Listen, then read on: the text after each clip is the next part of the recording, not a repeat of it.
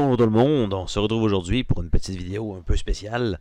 Donc je me suis dit, tant qu'à être là et à pouvoir parler un peu de voitures et un peu n'importe quoi, en fait, je me suis dit pourquoi pas présenter les voitures que j'ai possédées dans ma vie. Donc j'en ai eu quand même quelques-unes, je pense que je suis rendu à 4, j'en ai essayé quand même plusieurs par contre, lorsque j'ai fait des changements de voiture entre autres. Et je me suis dit pourquoi pas vous les présenter en fait dans un format facile, genre j'ouvre des pages internet et je vous présente en fait la voiture que j'ai eue malheureusement dans je vais dire mes 3 premières vraies voitures. Je n'ai plus vraiment de photos. La première étant celle-là qui était la plus spéciale visuellement parlant.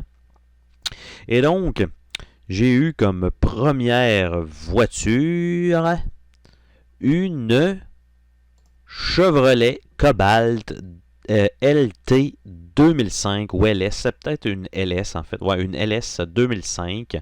Donc un modèle coupé sport, on en repassera pour le sport bien sûr dans le modèle. Et c'était en fait cette voiture-ci, donc la voiture Chevrolet qui avait remplacé la Cavalier, donc de précédente génération, je crois en 2003-2004. Et donc 2005 était arrivé avec ce modèle-ci. Et donc dans ce modèle-là, il y a le modèle en fait LT 4 portes qui a été quand même extrêmement beaucoup vendu. Le devant est sensiblement pareil. La seule chose, c'est que bien sûr, vous voyez que c'est une berline 4 portes. Et les lumières arrière ne sont pas exactement comme le modèle LS. Et nous avons aussi le Cobalt SS Supercharge, qui est un modèle beaucoup plus performant, qui est le modèle visuellement plus proche du LS, avec les lumières différentes, 4 petites lumières en arrière qui font un peu penser à la Nissan Skyline. Mais évidemment avec beaucoup plus de puissance, donc avec un 205 chevaux dans ce modèle-là, et évidemment que c'était boostable, et il y en a eu des formats un peu plus efficaces dans les autres années. Donc ça c'était le premier modèle. Donc moi, j'avais le modèle LS 2 portes bleu, exactement comme on voit ici. Et en fait, sur ce modèle-ci, pour ma part, c'était une voiture que j'avais achetée usagée, donc seconde main. J'avais acheté, je crois, en 2008 ou 2009. Et en fait, j'avais un gros lettrage blanc sur la porte ici qui était indiqué Cobalt en blanc. Il y avait aussi lors de l'achat, une banderole sur la vitre avant qui était marquée Chevrolet que j'ai fait retirer parce que c'est une voiture de seconde main. Donc, mon appréciation en tant que telle de la voiture, en fait, on va faire le tour du côté que l'on voit là, donc de la Cobalt. J'aimais bien quand même la ligne donc du LS. La seule chose, c'est que ce qu'il faut comprendre, c'est comme c'est un premier véhicule que je possédais. En plus de ça, c'était un modèle uniquement 2 portes et 2 portes étant considéré automatiquement sport. Et au vu des assurances de voiture, étant un modèle sport, automatiquement c'est beaucoup plus cher. Donc ça me donnait des paiements par mois sensiblement de même valeur entre mon paiement de voiture et mon paiement d'assurance qui faisait sensiblement aucun sens. Donc, pour faire le tour de la voiture, donc pour l'instant, le côté, c'est quand même correct. C'était pas des super belles roues, mais ça faisait très bien le travail, évidemment, en 2005. Moi, je l'avais acheté en 2008. Donc, si je fais le tour rapidement un peu de la voiture avec les photos comme ça, on voit bon, les feux avant quand même profilés correctement, les petites bavettes. Ça me semblait plus sport à l'époque. Maintenant que je le regarde en photo, pas vraiment. On a les feux arrière, donc une paire de feux arrière comme ça. Donc, ça faisait, comme je disais, penser un peu à la Nissan Skyline, ce qui était quand même bien. Le feu avant. L'intérieur. Donc là, bien sûr, tout dépendant de l'équipement qu'on avait, parce que mon modèle était un modèle automatique, donc que j'avais, mais je pense, si je me rappelle bien, que j'avais automatique air climatisé, mais j'avais les vitres à bras, donc avec vraiment, il fallait vraiment manuellement tourner la manivelle pour que les fenêtres descendent. Et donc maintenant, ça n'existe plus sur aucune voiture, c'est tous des moteurs électriques. Donc, pour la majorité des fenêtres, et on voit ici rapidement en haut qu'il y a, je ne sais pas si je peux l'ouvrir un peu plus gros, donc il y a quelques petits boutons sur le miroir. Malheureusement, c'était possiblement des options que moi je n'avais pas, donc ça peut être le modèle un peu plus cossu donc de tout ça. Moi, je n'avais pas ces options-là à l'intérieur. Et en fait, dans tout le modèle, on voit que le volant est assez dégarni, merci. Évidemment, ça date de 2005. Donc, c'était une voiture, il faut dire, d'entrée de gamme de Chevrolet. Donc, c'était quand même pas trop mal, malgré tout. Donc, le coffre à gants était quand même assez grand, si je me rappelle bien. Les porte-gobelets étaient corrects. On avait une petite station disque qui était correcte. Là, ici, on voit, bon, là, bien sûr, c'est en 1000 à l'heure. Donc, en étant, ça c'est vraiment le modèle américain parce que nous, nord-américains, donc au Canada, et je vais dire plus précisément au Québec parce que c'est celui que je connais, en fait, c'est plutôt, on a le kilomètre heure en gros et le 1000 à l'heure en petit. Donc, on voit que le compteur va jusqu'à 200 000 à l'heure. Et la voiture elle-même, à l'époque, le 180 se faisait quand même bien, mais on avait l'impression d'être sur de la glace. Donc, ceci étant dit, c'était pour le mode vitesse. On avait les côtés de banc plutôt basic, que je me souviens pas vraiment avoir utilisé. La seule chose, c'est que je me souviens pour avoir eu un modèle 2 portes, c'est que ce sont des portes gigantesques qui font que lorsqu'on se stationne, il faut toujours regarder si on a assez de place pour ouvrir la porte parce que sont vraiment énormes. Et j'ai déjà entré une piscine gonflable, quand même assez grosse, avec quand même une échelle pour aller à l'intérieur, donc c'est assez gros. Une piscine gonflable sur le banc arrière. Donc, de la voiture, parce que ça avait il y avait plus de place à l'arrière, parce qu'il y a quand même, c'est une voiture 5 places, malgré que c'est un 2 portes, là, il y avait quand même 5 places, parce que le litrage du coffre en tant que tel n'était pas suffisant. Donc ici, c'était le mode, donc la transmission automatique. Évidemment, le modèle est une traction, d'ailleurs, qu'il faut le dire, de 145 chevaux. Et c'est un moteur 2.2, si je ne me trompe pas, 2.2 EcoTech.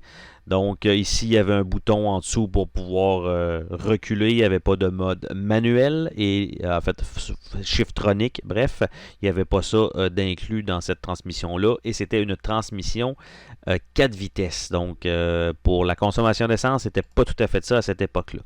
Ici, c'est la console centrale, donc avec un petit peu d'espace, petit accoudoir, les porte-gobelets. La station radio plutôt basique, que je me souviens vraiment pas du tout. Et nous avons les bancs arrière. Donc, je ne suis pas sûr que la section du milieu se descend pour avoir des porte-gobelets. Il me semble que non. Donc, il y a ça. Et en fait, il me manque quand même une certaine image que je crois avoir passée, que je n'ai pas vue. Je vais peut-être être obligé d'aller chercher l'autre modèle parce qu'on n'a pas... Ah oui, on l'a ici. On a le moteur, donc le 2.2 EcoTech avec une belle capote en plastique par-dessus pour le protéger. Et en fait, ce qui nous manquait dans le visuel, parce qu'il y a quand même quelques photos qui ont été sautées, semblerait-il. Donc, comme quand je parlais des gigaportes, c'était bel et bien ça. Et par la suite, bon, le modèle sous certains angles. Mon modèle n'avait pas d'aileron arrière. Par contre, la majorité des versions 2 portes, notamment, avaient un aileron, un bucket, dépendant comment vous voulez l'appeler, qui ressemble un petit peu à ça. Donc, je suis allé chercher évidemment une autre image. Donc, on voit le petit aileron qui était sensiblement fourni sur tous les modèles 2 portes. Et le mien n'en avait pas. J'aimais mieux ça. Je trouvais que ça donnait un petit style Ferrari dans le fond, mais on s'entend qu'on est très très très loin, là. Faut pas ambitionner non plus. Donc aucun réel gros garde-boue non plus sur la voiture, très très très de base quand même. Donc le trou pour la valise arrière, évidemment il n'y a pas de valise avant, mais pour la valise, était, ma foi, très ordinaire parce que l'espace que vous avez pour entrer des accessoires, vous ne pouvez pas rentrer de boîte pratiquement dans ce compartiment-là, parce que vous avez peut-être, je vais dire, en mesure, 1,5 pied de haut par 1,5 pied de profondeur. Donc, vous avez l'espace, mais en diagonale, et non pas beau gros carré dans lequel vous mettez vos choses. C'est parfait pour mettre beaucoup de sacs, parce que il y a beaucoup d'espace quand même dans le coffre, sauf que l'affaire, c'est qu'il n'y a pas de boîte qui rentre dans ce trou-là de la manière dont il est fait. Donc, c'était très, très, très détestable pour ça. Donc, les boîtes allaient tous sur le banc arrière parce que le trou de la porte était beaucoup plus gros que le trou de la valise, ce qui fait pas de sens. Et avec le banc avancé, donc pour mettre des boîtes. Et pour descendre les deux bancs ici, plutôt que d'avoir un bouton, donc comme on a vu sur les sièges arrière, d'habitude on a toujours un petit bouton sur le coin, ici de chaque côté pour rabattre nos bancs. Ben, dans ce modèle-là, il fallait le savoir, c'est deux petites planches ici qu'on voit là parce qu'on est en angle, mais quand on est debout devant la voiture, on ne les voit clairement pas. Et en fait, il fallait tirer dessus pour faire descendre le banc, donc de chacun des deux bancs. Donc, sans savoir ça, c'était plutôt, c'est efficace parce qu'on n'a pas besoin de retourner à l'intérieur, ce qui est quand même une bonne chose. Par contre, c'est pas intuitif, contrairement à ce qu'on connaît, donc il aurait peut-être pu avoir les deux, tout simplement, les deux fonctionnalités. Bref, c'était pour ça. Donc, nous avons aussi les superbes roues qui, me semble, étaient du 15 pouces. Bon, les petites portes, évidemment, avec les barrures. C'était fonctionnel à l'essence ordinaire, donc 87, je crois, d'octane. Donc, c'était très fonctionnel. La porte, super grande porte, très peu de design à l'intérieur. De mon côté, j'avais les vitres à bras, donc j'avais une manivelle ici à la place. Donc, on a ici les petits boutons pour les miroirs ajustables et tout ça, chose que je n'avais pas non plus. On a un peu une partie de l'habitacle. En fait, de mon côté, j'ai jamais eu aucun problème avec cette voiture-là. Quand je l'ai achetée, il y avait une petite chose qui était un petit peu dommage, c'était que il y avait, notamment quand vous avez des arbres sur votre terrain, à un certain moment donné, ça produit certaines graines que j'appelle les hélicoptères. Donc, ce sont vraiment des graines des arbres qui tombent et qui peuvent entrer dans les raccoins donc, du moteur, de toutes les craques possibles en fait de la voiture. Et à partir de là, c'est qu'il y en avait sûrement dans le fan de la chaufferette slash climatiseur, et ça faisait tout le temps un petit trrr quand il était à moyenne vitesse. Vraiment, vraiment, vraiment plate à entendre. Et ce que j'avais demandé, c'est s'il vous plaît, juste au moins changer ça. Le reste, évidemment, donner un plein d'essence, et c'est à peu près ça. Le reste, je vais me débrouiller, parce que la voiture était quand même en ordre. Et pour changer tout ça, en fait, il faut retirer le coffre à gants et à partir de là, il faut découper dans le fuselage directement un trou pour pouvoir changer le moteur de chaufferette à ce moment-là, parce que normalement, c'est quelque chose qu'on ne change jamais. Donc, c'est la seule chose que j'ai eu avec ce véhicule-là. J'ai eu, à part de l'entretien normal, je n'ai absolument rien eu d'autre, ce qui est quand même assez impressionnant. Je n'avais pas de cruise control donc sur le véhicule, donc c'est quand même un petit peu dommage pour faire de la route, et j'en avais fait, j'avais eu des crampes à ce moment-là. Quand même plutôt bizarre. Et pour ce qui était en fait des pneus à l'avant, c'était des freins à disque. À l'arrière, c'était des freins à tambour, donc ancienne technologie bien sûr. Et je crois que ça fait quand même pas mal le tour de toutes les photos. Ce que je dois dire, c'est du côté comportement, ça avait quand même une certaine accélération malgré tout pour les 145 chevaux. C'est pas une voiture extrêmement pesante, donc c'était quand même bien. L'assise était pas mauvaise non plus, on était quand même bien positionné. Le moteur assez fiable, du moins. Il était quand même déjà réputé, donc ça avait pas été un problème. Les freinages en urgence, par contre, la voiture avait tendance à déporter l'arrière de la voiture vers la droite. Donc, c'était quand même quelque chose qu'il fallait tenir en compte lorsqu'on faisait un freinage. Parce que si vous teniez simplement la voiture droite et vous appuyez sur les freins à mort, le derrière de la voiture va un peu à droite. Et là, vous aurez pu dire, oui, mais ça peut être tes freins qui étaient peut-être mal calibrés, tout ça. Et pour avoir parlé à des personnes qui en avaient une aussi, sensiblement le même modèle, eh bien, ça a été exactement la même chose. Le derrière veut passer devant parce qu'il n'y a absolument aucun poids à l'arrière.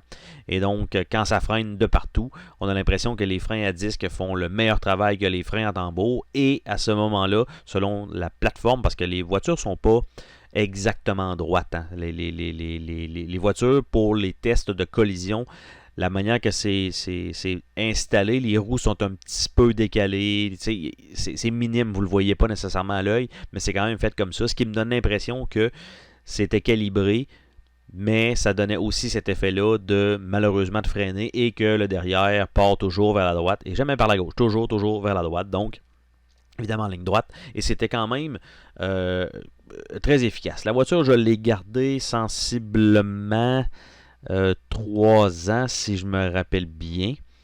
J'ai gardé 3 ans, donc j'avais quand même bien apprécié mon expérience de ce petit véhicule. En fait, le modèle SS est évidemment beaucoup plus performant, qui aurait été beaucoup plus intéressant, mais avec l'assurance et tout ça, c'était beaucoup plus cher. Et c'était des modèles quand même assez rares, pas le modèle LS comme ça, mais le modèle SS, donc évidemment beaucoup plus dispendieux, beaucoup plus performant aussi, qui faisait un peu concurrence au Honda Civic et tout ça, parce que c'était un peu la guerre des racers à l'époque. Donc quand on remonte à ces années-là, c'est les années de Need for Speed et Need for Speed. Bref, il n'y en avait pas vraiment d'autres. Et petite voiture, franchement intéressante, qui a été fiable le long que je l'ai eu. Et comme il y avait la mention Cobalt, ben, j'ai pu savoir éventuellement qui pouvait avoir acheté cette voiture-là. Donc, de moi étant le troisième propriétaire. Donc, je l'avais recroisé, mais je n'ai jamais revu cette voiture-là par la suite. C'est assez facile. S'il y a une mention Cobalt dans le bas, déjà en partant, c'était sûr que c'est le mien. Et sans aileron, c'était sûr que c'était le mien de l'époque. Donc, bonne voiture, sauf le coffre à l'arrière qui était un peu dégueulasse et que j'ai payé un peu trop cher d'assurance. Donc là, est-ce que je peux y aller en panorama? Je pense que oui. Je vais essayer de mettre ça en plus grand.